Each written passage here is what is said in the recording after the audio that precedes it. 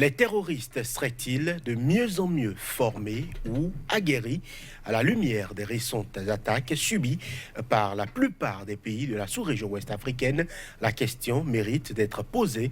Le temps du débat sur angle de vue, même si, il faut l'avouer, le temps imparti à cette émission risque de ne pas suffire, tant il y a de choses à dire sur cette nébuleuse.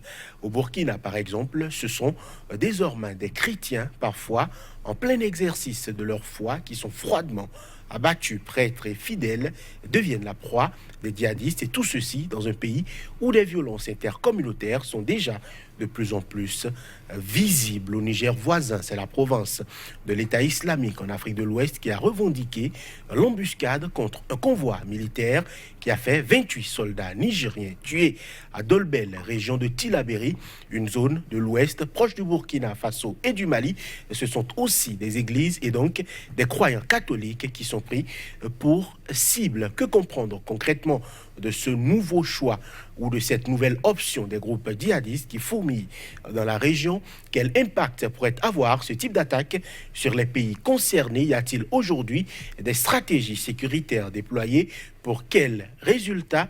Et quelle est la situation dans les autres pays de la sous-région? Comment prévenir, si tant est que cela soit encore possible, le drame qui est à nos portes? Afrique de l'Ouest, récurrente attaque djihadiste contre des chrétiens. Pour quel impact sur la cohabitation entre les différentes religions? C'est le thème principal de cette émission consacrée à l'actualité sur le continent.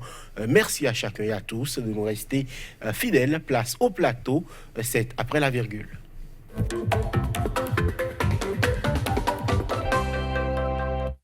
À nouveau, bonjour à chacun, bonjour à tous. Sur ce plateau, sur le Madame Zat, bonjour. Bonjour, cher ami. Vous êtes spécialiste des questions de protection et de sécurité. Face à vous, Ebetiefa, bonjour. Bonjour. Vous êtes sociologue, expert en stratégie de développement. Messieurs, pas un jour ne passe sans qu'on enregistre des pertes en vies humaines dans des pays comme le Burkina, le Niger ou encore le Mali, pour ne citer que ceux-là. D'autres pays sont aussi concernés. Est-ce que les groupes terroristes sont en train de se renforcer sous le Hamzat? Visiblement que nous constatons que de mieux en mieux, les terroristes non seulement sont en train de gagner du terrain, mais du point de vue organisationnel, ils sont mieux outillés et ils ont certainement élaboré des plans d'attaque, des stratégies de conquête du terrain. On ne peut pas comprendre que de la Libye, on soit descendu au Mali. Du Mali, on s'étend sur la sous-région. Il y a eu des frappes en Côte d'Ivoire, il y en a eu au Burkina, il y en a dans tout le Sahel. Et maintenant, ça descend vers les côtes. En l'occurrence, celui du Bénin, avec la Pandjari tout dernièrement. Donc, c'est tout à fait normal qu'on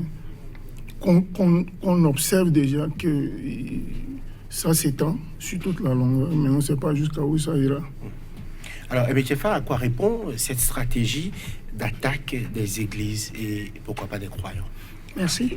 Bon, je crois que, premièrement, il faut dire que je ne crois pas que les terroristes ou les groupes terroristes, les milices armées, aient reçu de la formation en plus ou du nouvel équipement militaire.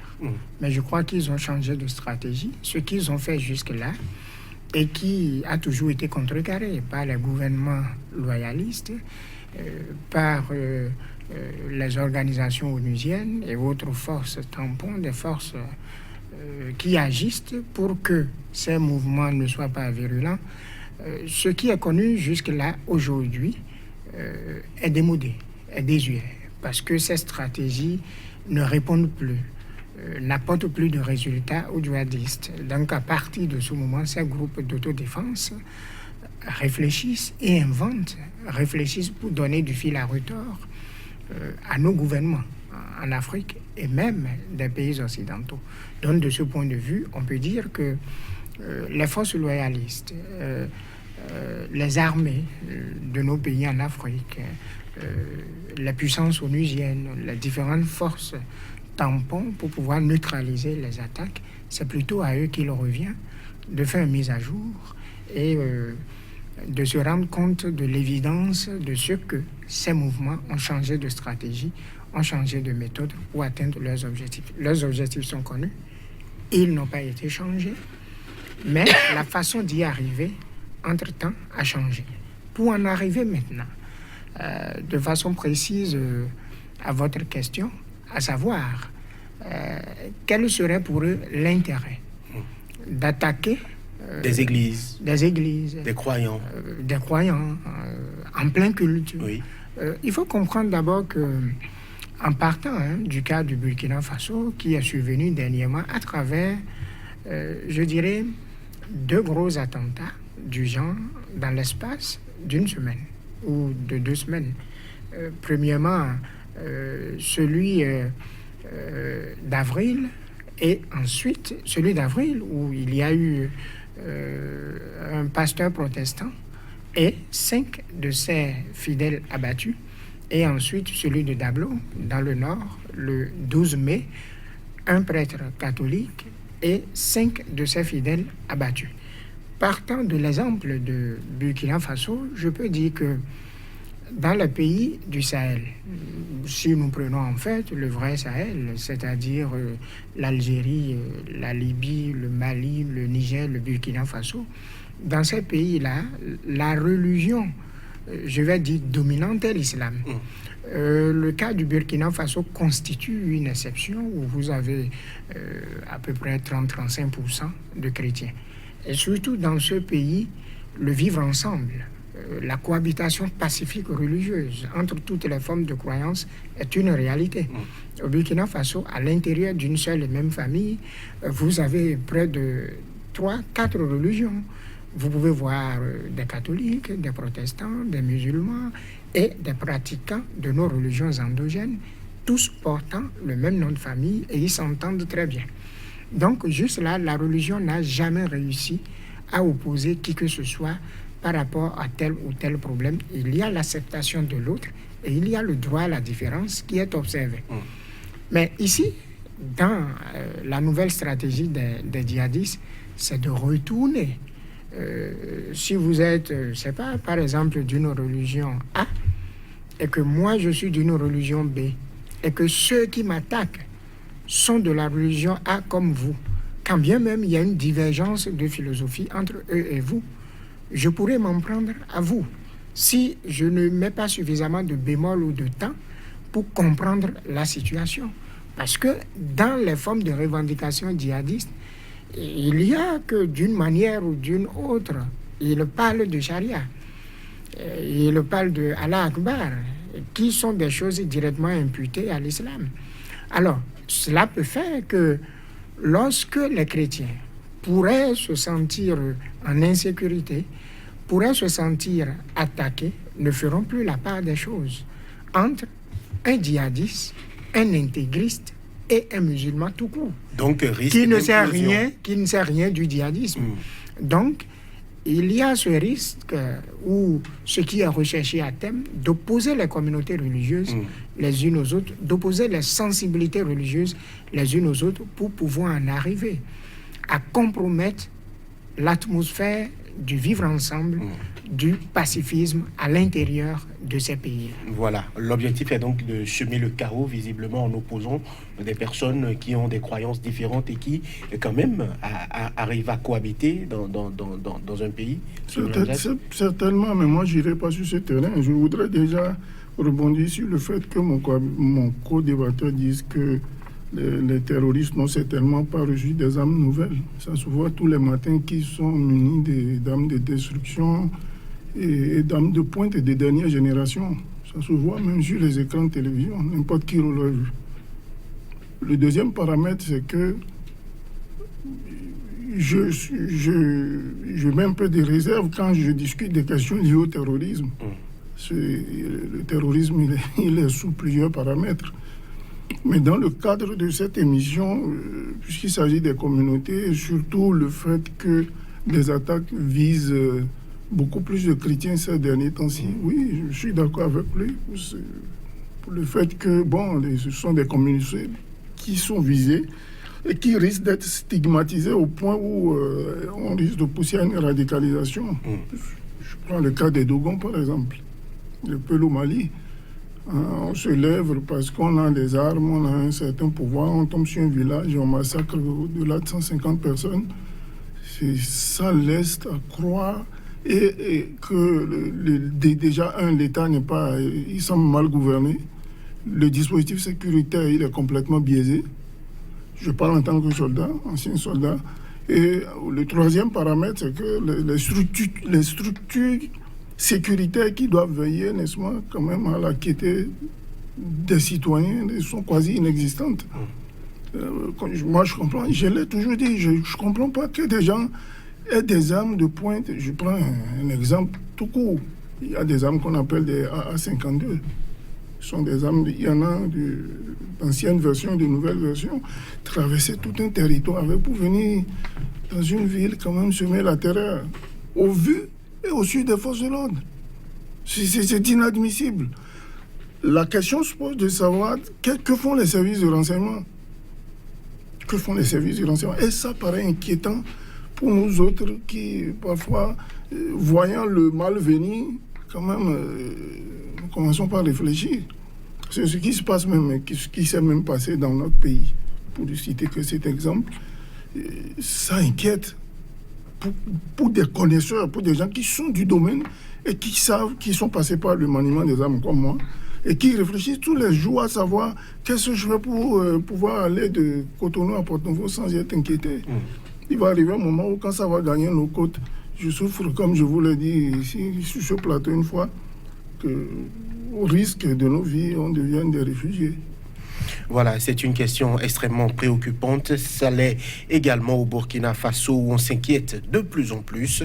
Au plus haut niveau, le Premier ministre du Faso s'est prononcé au Parlement. Nous allons, avec la complicité de la technique, suivre un extrait donc des propos du Premier ministre du Faso. Ce sont des propos tenus au Parlement burkinabé. Le terrorisme qui apparaissait il y a quelques années comme une menace à nos frontières est aujourd'hui une réalité brutale, cruelle, qui tisse sa toile dans tout le pays. Et d'autres espaces qui éprouvaient, j'en suis convaincu, l'illusion de la sécurité.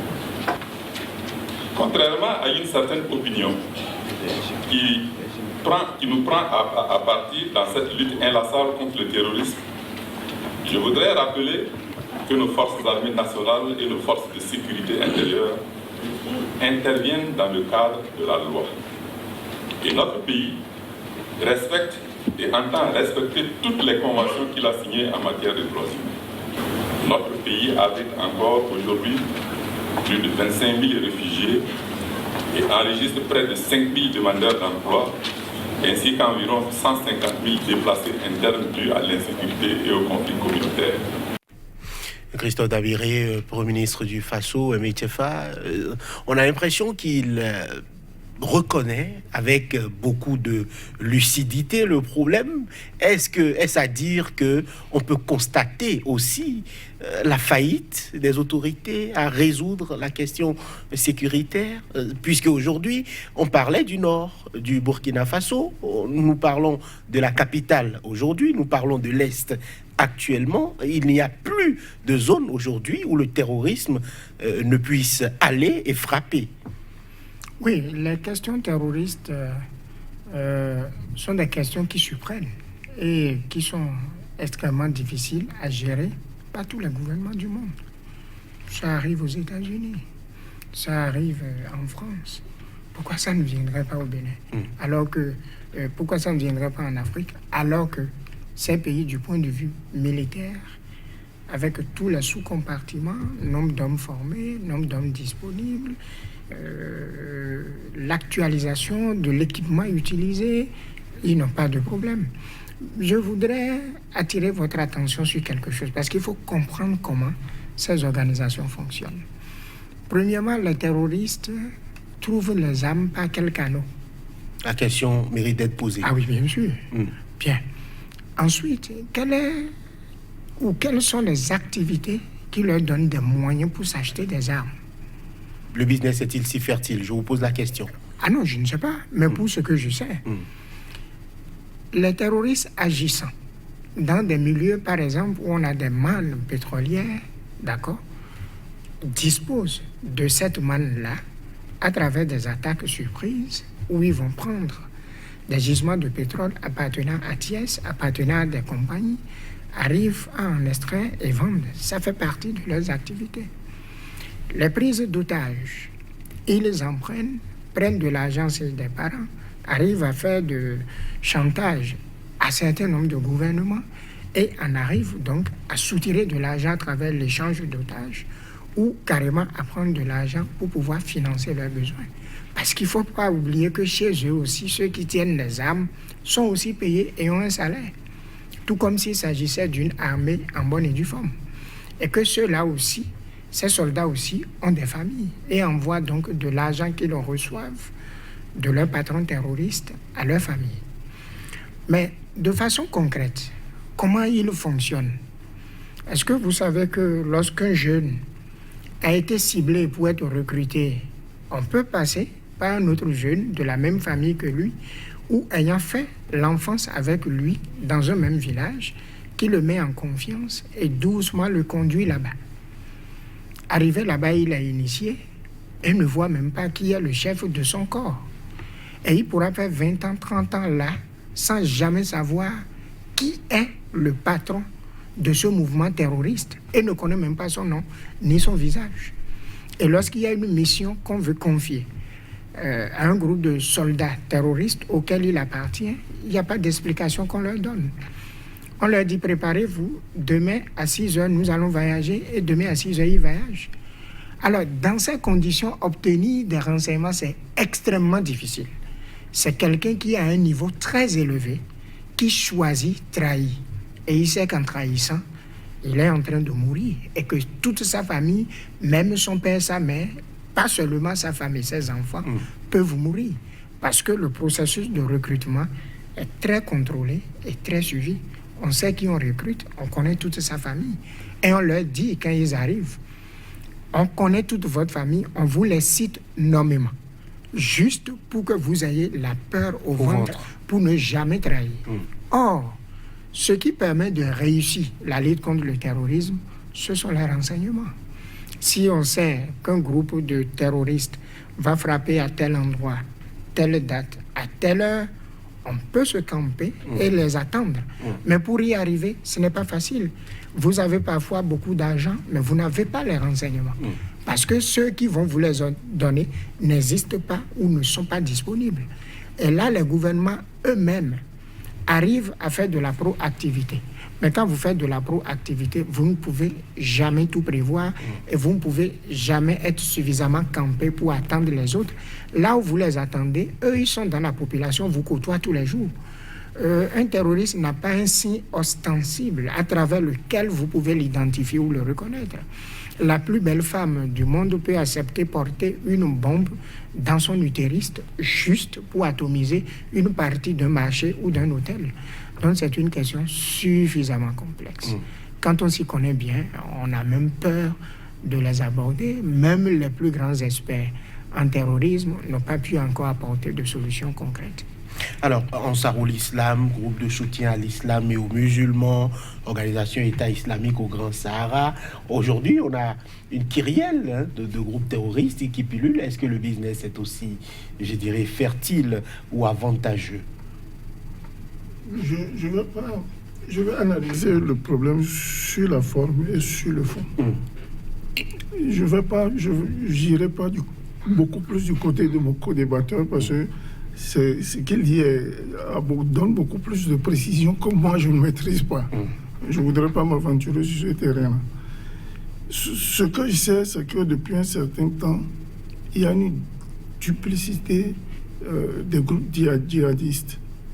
On est parti des Ansardine, Akmi, Moujaoub, et ça part à foison. L'essentiel, c'est d'avoir l'équipement qu'il faut, quelques hommes, quelques badauds là, du village oubliés, sans emploi, qu'on est arrivé à radicaliser, qu'on entraîne sur ce terrain. Mais il faut reconnaître que, vu les méthodes, les dernières méthodes d'attaque, je prends le cas de la lutte contre Boko Haram sur le Nigeria, vous voyez que l'armée nigériane se plaint d'être frappée par des drones aériens. Qui donne ces drones-là? C'est du matériel de dernière génération, les drones. Des drones aériens qui frappent sur l'armée nigériane. Ils arrivent même à immobiliser tout un convoi militaire. Oui. Alors, d'où détiennent-ils d'abord? 1. Le matériel. 2. Les informations. Il faut savoir que le convoi part de tel point à tel point. Et ensuite, quels sont les hommes qui sont désignés pour ce mode d'attaque? On ne prend pas n'importe qui pour aller faire une attaque. Hein. Il faut des gens aguerris pour ça. Donc, ceux qui, du moins, participent à ce genre d'attaque, ils ont certainement reçu une formation. Où? Dans des pays que vous connaissez. Tout le monde se plaint de certains pays qui financent le terrorisme. Et là encore s'ouvre un autre débat. Le financement du terrorisme, comme il a dit mon co-débatteur. C'est un paramètre. C'est là que vous avez les vrais ingrédients du terrorisme. Si je ne vous donne pas de l'argent pour monter sur un séminaire, vous n'allez pas à Tantopa. C'est aussi simple que ça. N'allons pas dans les grandes théories. Si on veut discuter grandes théories militaires ici, on ne s'en sortira pas. Il se passe que le développement est à la base de tout ce bordel. Et la mauvaise gestion et la mauvaise gouvernance qui fait en sorte que nos dirigeants n'ont même pas le cap. Vous pensez que nos dirigeants sont plutôt, de nos jours, c'est maintenant que se développent les pensées sur le terrorisme. Les gens, ils ne pensent pas au terrorisme. Il n'y a même pas de structure, on les crée, mais elles ne foutent rien. J'assume mes mots, hein, quand je vous parle de terrorisme et de sécurité et de protection. Ça fait 25 ans que je suis dedans. Ça ne marche pas. Ça ne marche pas. Si un jour, je souhaiterais une émission sur le Bénin. Je ne parle pas trop de mon pays, hein, mais je vais en arriver un jour. Je risque de décevoir plus d'un. Donc, si on n'arrive pas à avoir des structures et des hommes, parce qu'il faut recruter des hommes qui ont, n'est-ce pas, le gabarit, n'est-ce pas, le pouvoir, les moyens d'action, d'aller contre le terrorisme et aller lutter contre une nébuleuse, c'est-à-dire contre des gens que vous ne maîtrisez même pas, vous ne savez même pas d'où est-ce qu'ils viennent. Et regardez sur une télévision conçue à vous, France 24, si je peux la nommer, où j'ai vu, ils ont fait une carte de l'Afrique, où on définissait zone rouge, machin, mais la Libye, il n'y avait rien là-bas. Ils l'ont même pas marqué au rouge. Tout est parti de là. La chute de Kadhafi. Les dépôts d'armes. J'ai fait 3 ans de cours officiers là-bas, je vous l'ai dit. C'est la Libye, je ne sais pas comment qualifier ce pays-là. En matière de dotation d'armes. Et tout ça, c'est parti dans la nature. C'est arrivé au Mali. Et ainsi de suite. Et ça vient vers nos côtes. Donc, il va falloir que des responsables s'asseyent, réfléchissent et créent surtout des structures, donnent les moyens. Parce que c'est ça le gros problème aussi. La lutte contre le terrorisme est liée aux moyens. Regardez aux États-Unis. J'ai écouté bien ce qu'il vient de dire le Premier ministre burkinabé. Je ne suis pas du tout d'accord avec lui. Pourquoi? Quand tu parles de loi, la loi, un mercenaire a-t-il de morale? Ça fait 25 ans que je suis dans ce domaine. Un mercenaire n'a pas de morale. Il prend son ami, il rentre dans le marché, dans ton point, il fout le bordel. C'est tout, et il sort. S'il en sort vivant. Il y en a même qui prennent sur eux le risque de mourir. Ils sont galvanisés, c'est-à-dire, c'est des gens formatés entièrement pour aller se faire tuer. Ils n'ont rien à cirer de ce qui va venir après. Face à des gens comme ça, vous mettez des lois, elles n'existent pas, vos lois. Les lois et vos lois, là, vous pouvez vous les garder. En matière de terrorisme, on ne négocie pas. On fait ce qu'on a à faire. Et c'est en cela que j'ai toujours salué, que ce soit Israël, que ce soit les États-Unis, quoique sur le plan politique, je n'ai jamais été d'accord avec ces deux nations. Je suis tout à fait d'accord. Voilà. Alors, aujourd'hui, on a l'impression que... est-ce que lors de la dernière intervention de l'armée française, notamment pour la libération des 2 otages français enlevés dans le nord Bénin, il y a quelques questions qui sont revenues. Est-ce à dire qu'on sait où sont ces terroristes-là? Comment a-t-on fait pour réagir aussi promptement pour libérer des Français, alors que, n'y avait-il pas possibilité de réagir aussi promptement pour neutraliser ces djihadistes-là bien avant qu'ils n'aillent enlever des Français dans le nord Bénin? Ah non. Bon, Souleymane Hamzat ne souhaite pas que je donne de détails, ou je ne sais pas. Mais bon, pour expliquer certaines choses... Cher co-panéliste, je pense que ce sont des questions de haute sensibilité. Et vous savez, il y a des choses qui méritent d'être dans les ténèbres. Quand vous les développez trop, ça donne des axes. C'est comme si je me lève demain, j'ai une information liée à la sécurité de l'État qui peut déstabiliser. Au lieu de m'adresser à qui de droit, je suis dans un plateau de télévision et je définis. Il y a peut-être des risques. Voilà. Énorme. Moi, je sais de quoi. Allez-y. Moi, je sais de quoi. Je suis sans doute qu'il est d'accord avec vous. Mais je demande à ce que... Bon, allez-y. D'accord. Écoutez, il se peut qu'une armée n'arrive pas à anticiper sur le fait, d'accord, que ses ressortissants soient appréhendés par un groupe terroriste. Mais à partir du moment où ils ont été appréhendés, ils savent comment faire pour savoir qui les a pris et où ils sont détenus. Pourquoi? Parce que en la matière, il y a des stratégies qui existent. Notamment les renseignements. D'accord, mais au-delà des renseignements. Il y a aussi que quelquefois, eux-mêmes, ils sont capables de tendre des pièges, juste pour voir si tel ou tel dispositif mis en place fonctionne effectivement. D'accord? Alors, parce que tout civil que vous voyez en train de se faufiler dans un certain nombre de zones en Afrique peuvent être des gens qui portent le manteau de civil, mais qui, au fond, ne le sont pas. Ça peut exister aussi. Alors, dès qu'il en est ainsi, lorsque quelqu'un est pris quelque part, et comprenez aussi, dans ces pays-là, c'est-à-dire au sein de ces grandes nations qui ont de budget de lutte contre le terrorisme, qui forment une partie de leur armée à cela, il y a aussi le partage d'informations et de renseignements. De sorte que lorsqu'on a besoin d'une aide à un niveau donné, qu'on n'a pas un campement là, on sait à qui s'adresser parce que lui, il est plus proche. Et il a là une unité qui peut agir pour son compte. Alors, à partir de ce moment, nous, Béninois, je le disais à l'entame de cette émission, nous avons une cour, d'accord, pour juger les crimes terroristes. Mais avant de juger les terroristes, il faut les appréhender d'abord. Nous n'avons pas partie de notre armée s'occupant de cela. Bon, ce qui s'est passé dans le parc W, qui l'a fait, nous savons. Les 2 Français ne sont pas morts, mais le seul guide béninois est mort. Qui l'a fait, nous savons. Alors, qui allons-nous arrêter maintenant? Et qui notre criette va juger? Personne, nous n'en savons rien. Vous voyez un peu. Alors que... Une enquête a été ouverte. Alors que, oui, une enquête a été ouverte, elle sera ouverte. Ça, cela fait partie des devoirs régaliens de l'État. Donc, l'État le fera. Mais est-ce que la France a ouvert une enquête avant d'aller sauver ces 2 Français? Non. Et vous avez vu, le Béninois, lui, il est mort. Ou pas loin de son pays, ou si vous voulez, pratiquement dans son pays. Et regardez la distance entre le nord Burkina Faso et la France. Et eux, ils ont envoyé un groupe de soldats venir sauver leurs compatriotes. Donc, il faut comprendre que c'est une question de moyens, de partage d'informations, d'anticipation, de proactivité. De politique aussi. De politique, pourquoi pas. De relations internationales et de géostratégie. Et lorsque les soldats sont formés à cette fin, si vous suivez un peu la formation qu'on donne à ces soldats, vous allez comprendre que c'est quelque chose de sérieux.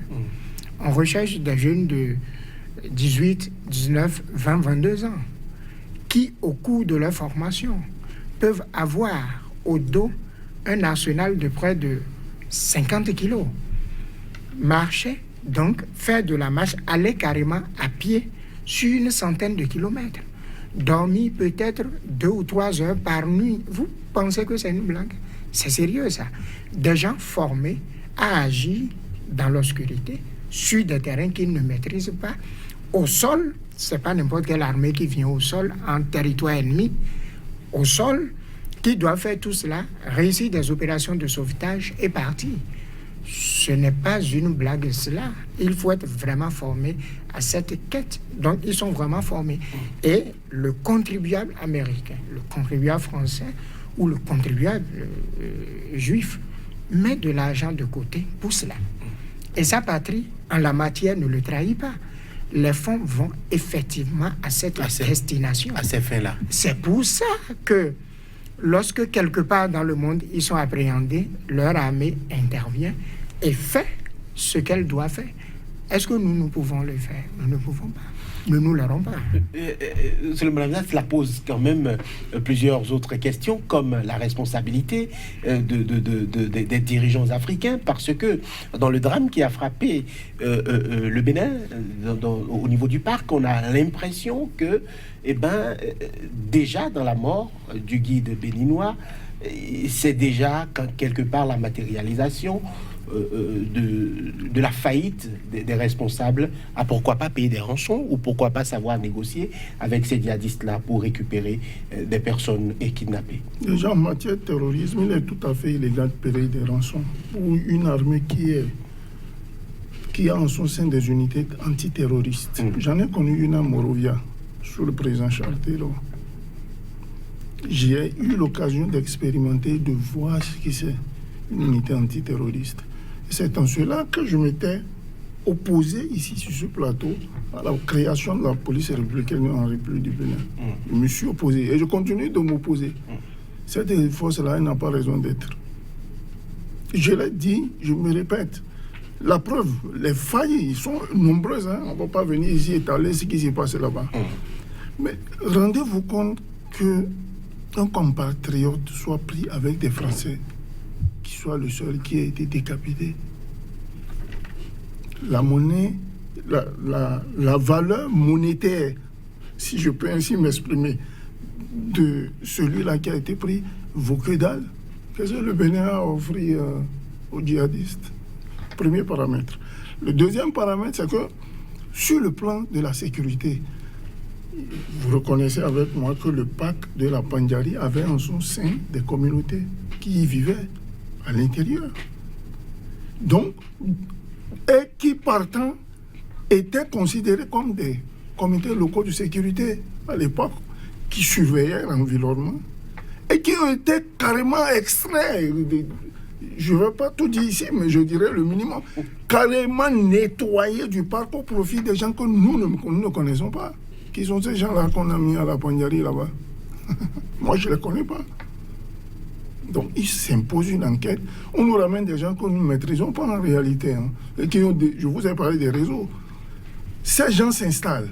Il ne se passe pas un an, il y a des attentats terroristes dans ce parc. Et on dit qu'on a des gens rangers. Deuxième paramètre. Le troisième paramètre, c'est celui de la sécurité de l'État. Mais si vous balayez ces villageois-là, au moins qui ont l'œil pour dire « Ah, j'ai vu monsieur Hamzat, monsieur le délégué, j'ai vu... » Qui peut apporter ce minimum d'informations? Vous avez vu, il y a un communiqué ici qui est passé sur nos antennes. Si vous payez très cher, donc venez nous livrer le renseignement contre forte récompense. Mais c'est une honte. Je le dis, je l'assume. C'est une honte pour moi, citoyen béninois, formé comme je suis, d'avoir l'armée de mon pays qui réclame du renseignement des civils. Alors, la DSL, tout ce qu'on a comme bordel, le B2 du renseignement, l'état-major, tout ça, ils font quoi? Ces services-là produisent quoi comme rapport au chef de l'État? Sur la base des questions sécuritaires du pays. Moi, je pose la question, et ça devient inquiétant. On boit du champagne, et on fait son job. C'est l'un ou l'autre. Et si on n'a pas envie de faire son job, on dégage. C'est pour cela qu'au lendemain de ce que j'ai connu ici à Cotonou, que j'ai jamais vu par rapport déjà au nord là-bas, moi j'ai appelé à la démission des cadres. Tous ceux ceux dont les fonctions sont liées à la sécurité dans ces secteurs-là, ils doivent démissionner. Il faut le chef de l'État, là, il n'a pas répondu. Et c'est resté dans un silence assourdissant jusqu'à ce que la France ne célèbre ces 2 morts. Et c'est au soir que j'entends un communiqué de la présidence qui prend C'est honteux. Non, permettez-moi de le dire. N'ayez pas honte de dire ce qui doit être. Vous souffrez que je dise, en tant que citoyen, ce qui est vrai. Parce que si vous ne le dites pas, on ne rend ni service au chef de l'État, on ne rend pas service à la nation, et on s'enfonce sur nous-mêmes. Parce que quand le terrorisme viendra à votre porte, je ne serai pas là pour vous sauver, moi. Je parle tangente aussi. Donc, de peur que ma case ne brûle, je préfère vous dire, monsieur Johannes, monsieur Tchefa, attention, le feu est à côté de vous. Quelles sont les dispositions que nous prenons? Personne ne réagit. Et il y a un silence. Quelles enquêtes ils mènent? Dans quel silence? Ce silence-là, il est extrêmement dangereux pour la nation. Et il va falloir à chaque fois, et j'en prie les autorités, je les supplie, qui ont à charge de la sécurité de l'État, de réagir promptement. Ça ne rigole pas, le terrorisme. Quand ça gagne, ça détruit des familles, ça détruit des nations, ça déchire tout. Vous voyez là, on est en train de... Il a bien expliqué, bien détaillé. On nous pousse vers des affrontements communautaires et religieux. Moi, je viens de ma mosquée, moi, il y a mon chapeau sur ma tête. Monsieur Chefa, je rentre chez lui, je commence à foutre le bordel. Vous croyez qu'il va se taire? Il ne se taira pas. Donc, n'arrêtons pas de parler. Si ça nous vaut la misérité, on ira à misérité, on ira s'asseoir là-bas. Mais ayons sur nous le courage de dire, patron, là on s'est trompé. Ici on peut avancer. Et il y a des experts pour ça. Je vous ai dit, les Béninois, ce sont les meilleurs officiers de la sous-région. Je continue de le dire et je sais pourquoi je le dis. Maintenant, donnez-leur les moyens et permettez-leur d'avancer. Et faites accompagner, il n'y a pas qu'officiers dans l'histoire du terrorisme. Il y a des psychologues, il y a des juristes, il y a tout qui intervient. Parce que ces gens-là, j'ai froid à l'œil quand j'entends le premier ministre burkinabé dire que tout doit se faire en conformité des lois. Il n'y a pas de loi en terrorisme. On avance et on casse. C'est tout. Voilà, la stigmatisation des Peuls, phénomène historique remis au goût du jour. On a l'impression, au Mali, on tue des gens, on brûle des villages, on tue des femmes, des enfants. Au Burkina, la scène s'est produite aussi. On a l'impression aujourd'hui que le ciment qui lie donc les communautés, le ciment qui lie les populations est de plus en plus fragile et la paix est fortement compromise. Je vous ai parlé de changement de stratégie. En fait, pour une société bien organisée, où la solidarité, que ce soit mécanique ou organique, est bien mise en place, le terrorisme devrait être difficile à être déclenché. Parce que au nom de cette solidarité, et là, je voudrais préciser, en matière de renseignement, les civils ont quelque chose d'important à faire. Pourquoi? Parce que un civil a plus de facilité d'être accepté n'importe où quand on ne le soupçonne en rien. Mais pas pour quelqu'un qui est déjà reconnu comme tel parmi les effectifs des forces de sécurité. Alors, tel qu'il a expliqué tout à l'heure, si ma grand-mère est capable de voir une cache d'âme, d'aller la prendre au chef quartier qui rapidement monte à l'arrondissement jusqu'à ce que, en 30 minutes, l'information parvienne à qui de droit. C'est une forme de solidarité organique, créée donc pour pouvoir résoudre les problèmes de la société. Si à l'intérieur d'une société, il y a la paix, il y a la bonne entente, vous allez voir, le terrorisme est difficile à être mis en œuvre. C'est pour ça qu'au nord du Nigeria, c'est possible et c'est fait, mais à partir du sud du centre jusqu'au sud, ce n'est pas faisable. Voilà un peu. Et c'est pour ça aussi que les terroristes ont compris qu'il faut d'abord créer une sorte de dislocation en matière de remise en cause de l'entente, et qu'une fois qu'il n'y a plus d'entente entre les communautés et que les uns ont de raisons évidentes de s'en prendre aux autres, à partir de ce moment-là, l'ordre social, la paix sociale est bouleversée. Et dans ce bouleversement de l'ordre et de la paix sociale, ils ont toute la latitude qu'il faut pour instaurer le chaos et le désordre qui leur permettront, eux, de faire leurs affaires. c'est comme ça. Il faut comprendre ça comme ça. Vous n'allez voir aucune société, déjà même, disons, d'une manière ou d'une autre, initiée. Est-ce que vous savez qu'au Mali, la société, la vraie traditionnelle, est formée à telle enseigne que rien qu'à travers des coups de sifflet, on comprend le message qui est passé? Pareil au Burkina Faso, où quand il y a un tam-tam, quand on le sort et qu'on commence par jouer d'une façon donnée, les anciens peuvent interpréter et dire rapidement aux jeunes et aux enfants, il y a telle situation qui va se produire, voici le comportement qu'il faut avoir. Ils s'étaient donc entendus sur un certain nombre de codes et de normes qui régulent leur société. Alors, pour quel intérêt? Il faut chercher à remettre tout cela en cause et à tirer à boulet rouge là-dessus et à désorganiser tout cela. C'est justement pour introduire ce qu'on appelle le grand désordre, le grand chaos, aux fins d'intérêt que eux seuls maîtrisent, parce que c'est cela qui leur permet, eux, de faire leurs affaires. Voilà, au Niger, le président Mamadou Issoufou assure que tôt ou tard, les forces du mal seront vaincues, qu'elles l'ont déjà été en Syrie, qu'elles l'ont été en Irak, et donc elles le seront dans le bassin du lac Tchad et dans le Sahel. Au prix de quel sacrifice? Ce qui se fait là, c'est de la rigolade. Non, mais soyons sérieux. Je ne suis pas assis dans un fauteuil présidentiel pour de telles déclarations. C'est trop facile de dire que les forces du mal seront vaincues. Hassan ne l'a pas fait tout seul. Il l'a fait au prix du pétrole syrien. Et il l'a fait au prix de nombreux morts. Il a fait au prix d'une quantité d'armement dont je ne vous cite même pas le nombre de généraux qui suivent le chiffre du milliard.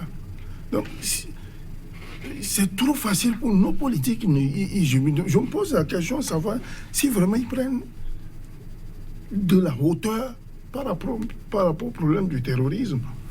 Quand vous avez vécu connu une guerre, voilà un État. Vous rentrez au Niger, mais vous êtes dans un État. Mais c'est un beau pays. Vous avez envie d'y rester. Vous passez, moi, j'ai fait plusieurs fois des vacances là-bas. Mais voilà qu'il est en pris au terrorisme. Et quand un chef d'État lance des déclarations sur ce genre, c'est pas encourageant. C'est quoi? Je ne sais même pas comment qualifier ça. Il y a des Nigériens qui tombent dans des embuscades tous les matins. Vous savez même que pour faire sortir un convoi militaire d'une caserne, le parcours doit être défini. Il est prédéfini à la fin. Ça fait partie des méthodes du brief. C'est-à-dire, nous quittons point A, nous allons à point B.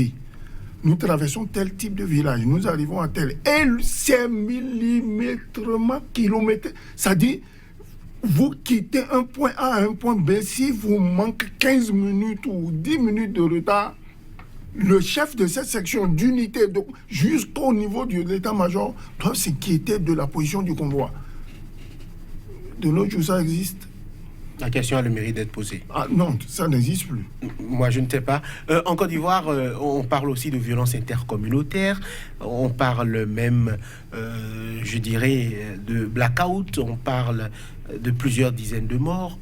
Aujourd'hui, on a l'impression que plus aucun pays n'est à l'abri de ce type de soulèvement-là. Mais ça, on l'avait dit. On l'avait dit que en Afrique, ce qui arrive dans un pays rapidement se propage dans les autres pays. Et qu'il faut prendre des dispositions. Est-ce que, selon vous, MTFA, les dirigeants africains prennent assez le pouls de ce risque-là ou de cette implosion-là qui est en train de se préparer? Je ne crois pas. C'est-à-dire, ils ne le prennent pas suffisamment. Vous savez, en Afrique, nous confions tout à Dieu. Bon, Dieu fera, il n'y aura rien. Et puis, bon, nous ne faisons pas... Dieu nous aime. Oui, d'accord. Il aime aussi l'Europe, il aime aussi l'Amérique. Et il aime aussi les terroristes. Mais bien sûr, ils sont aussi fils de Dieu. Ils sont fils de Dieu. Bon, donc nous ne faisons pas de prospective. Nous en sommes à nos problèmes pour faire des efforts de croissance économique, construire politique politicienne, des infrastructures. Bon, il faut que les gens arrivent à manger. On se préoccupe beaucoup plus de cela. Mais il faut rester en vie pour manger. Il faut rester en vie pour utiliser les infrastructures socio-communautaires où nous disons même que la route du développement est le développement de la route, et ainsi de suite. D'accord? Mais tout cela, c'est bien pour celui qui a envie. Voilà. Que faisons-nous pour la sécurité? Et quand nous disons sécurité en Afrique, très souvent, nous n'y mettons pas la lutte contre le terrorisme. Voilà, c'est une question extrêmement vaste. Nous n'avons pas la prétention d'avoir tout abordé au cours de cette émission. Merci à vous pour vos avis extrêmement riches. Nous n'allons pas mettre un terme à cette émission sans saluer la mémoire du guide béninois Fiacre Gbedji, qui est donc mort alors qu'il faisait découvrir le parc de la Pendjari à ses hôtes français. Ce sera tout pour cette émission. Merci à vous de nous avoir suivis. Souleymane Hamzat était là. Il est spécialiste des questions de protection et de sécurité. Face à lui, Aimé Etchefa, sociologue, expert en stratégie de développement. Merci de nous avoir suivis. À très bientôt pour notre numéro de votre émission. D'ici là, portez-vous bien.